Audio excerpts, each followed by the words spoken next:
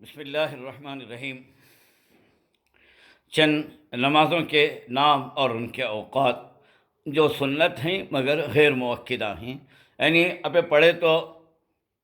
رسول اللہ صلی اللہ علیہ وسلم بہت خوش ہوتے ہیں، ثواب زیادہ ہوتا ہے نفل سے زیادہ، فرض سے کم، مگر ان کے پڑھنے پر اللہ تبارک و تعالیٰ فرائض کی کمی کو پوری کرتے ہیں۔ فرائض کی توفیق، حضور نے فرمایا جو آدمی سنتوں کی پابندی کرتا ہے اس آدمی کو اللہ تعالیٰ فرائض کی توفیق دیتا ہے، اور جو آدمی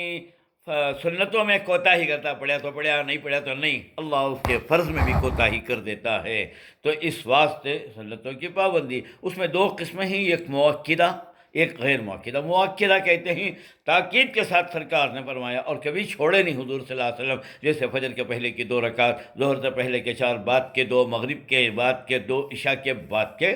2۔ آج میں ان لوگوں کو بولتا ہوں جو سنتیں غیر مؤکدہ ہیں، اس میں پہلی نماز ہے تہجد کی نماز۔ تہجد کی نماز سنت غیر مؤکدہ ہے، جس کا وقت آدھی رات شروع ہونے کے بعد شروع ہوتا ہے۔ مثلا آج کل 6 بجے مغرب ہے اور 5:12 5:13 کو جو ہے 5:02 5:03 کو یہ شروع ہو جاتا فجر کا نماز کا وقت، تو 11:30 12 بجے کے بعد جو ہے تہجد کا ٹائم شروع ہو جاتا ہے۔ بعض لوگ یہ کہتے ہیں کہ رات کو سو کر اٹھنا ضروری ہے تہجد کے لیے، یہ بات غلط ہے۔ سوئے تو سو، نہیں سوئے تو پرواہ نہیں، بغیر سوئے بھی آپ عبادت تہجد کی نماز پڑھ سکتے ہیں آدھی رات کے بعد۔ عام طور پر وہ لوگ جو بیپاری قسم کے ہیں، دیری سے آتے دکانوں سے، نوکری پیشہ میں 10 11 بجے ہو جاتے ہیں، گھر کو پیسے گھسے گن لے کو کھانا گنے تک آٹومیٹکلی 12 ہوتے ہیں، پڑھ لے کو سو گئے جا تہجد کی نماز۔ کیا بھی ضروری نہیں ہے سو کو اٹھنا؟ ویسے تو رات کے ڈیوٹیاں کرنے والے، جی کال سینٹر میں کام کرنے والے یا پھر واش مین کا کام کرنے والے وغیرہ رہتے ہیں، نہیں تو کام کی دوسری جگہ رہتی ہے نا، تو ان کو تہجد ہی نہیں ہے گھر کو، جی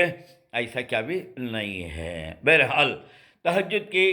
منیمم 2 رکعت بھی پڑھ سکتے ہیں اور میکسیمم 12 رکعت ہیں، اور یہ سنت ہیں۔ جب نیت کریں گے تو کہیں گے تہجد کی 2 رکعت سنت نماز پڑھتا ہوں۔ یہ 2 بھی پڑھ سکتے ہیں، 4 بھی پڑھ سکتے ہیں۔ تہجد کی 4 رکعت سنت نماز پڑھتا ہوں ایک سلام کے ساتھ۔ تو بہرحال آپ اس میں کوئی بھی سورہ پڑھ سکتے ہیں، مگر تہجد میں لمبے خیام یعنی کھڑا ہونا، لمبا زیادہ لمبے سورتیں پڑھنا، لمبے سجدے اللہ کو پسند ہیں۔ اب تم نہ معمولی عام آدمیوں کو لمبے سورے یاد نہیں ہیں، تو اس کی ایک شکل یہ ہے کہ ایک ہی رکعت میں 2 3 سورت پڑھو۔ مثلا علم ترا ایک رکعت میں، علم ترا بھی، لیلا فی بھی، ارایت الذی بھی، ناتینا بھی، قل هو اللہ بھی پڑھ لو، اور ایک رکعت میں قل یا ایھا الکافرون، اذا جاء تبت یدا، قل هو اللہ، قل اعوذ برب الناس پڑھ لو، یا نہیں تو پہلی رکعت میں آیت الکرسی جی پڑھ لیے، پھر کوسے کی سورہ آیتیں، سورہ کیا حشر کی آخر آیتیں یاد ہیں، اللہ الذی لا الہ الا ہو، وہ پڑھ لیے۔ الف لام میم کی شروع کے 3 4 آیتیں سب کو بھی یاد ہی ہوتی ہیں، وہ پڑھ لے۔ کیا تو بھی کر کو لمبے پڑھنا، ایسا سجدہ بھی لمبا پسند اللہ کو، سبحان ربی الاعلیٰ بولتی ہیں، مگر ہم عام طور پر 3 ٹائم 5 ٹائم پڑھ کر خاموش ہو جاتے ہیں۔ ایسا نہیں ہے، 3 5 7 9 11 وتر عدد سے جے، تو اس کے اندر اسے جو ہے وتر عدد کہتے ہیں اپنے کو، پڑھ لے کو جو 100 ٹائم پڑھو، کیا بھی نہیں فرق پڑتا۔